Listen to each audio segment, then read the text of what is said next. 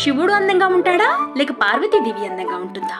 ఒకరోజు బుజ్జి గణేశుడు శివయ్య దగ్గరకు వెళ్ళి, తండ్రి, మీరు ఇలా ఒంటి నిండా బూడిద పోసుకొని మెడలో కపాలాల మాల వేసుకొని పులి చర్మం ధరించి ఉంటారు కదా, చూడటానికి అస్సలు బాలేదు.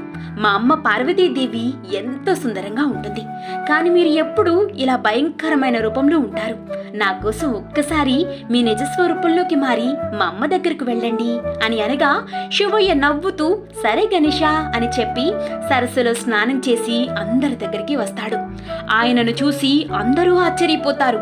ఒంటి మీద బూడిద ఉండదు, కపాలాల మాల ఉండదు, పులి చర్మము ఉండదు. తెల్లగా మెరిసిపోయే చర్మంతో ఎంతో అందంగా ఉంటాడు.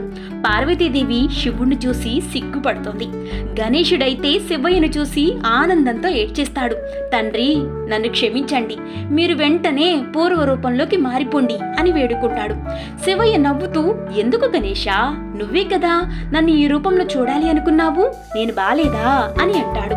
గణేశుడు నమస్కరించి, అయ్యో తండ్రి, అలా కాదు, నా తల్లి కన్నా మించి ఎవ్వరూ అందంగా ఉండటం నేను చూడలేను. ఇప్పుడు మీ అందం గురించి మాట్లాడే అర్హత కూడా నాకు లేదు. మీరు వెంటనే పూర్వ రూపంలోకి మారిపోండి అని అనగా, శివుడు నవ్వుతూ పూర్వ రూపంలోకి మారిపోతాడు.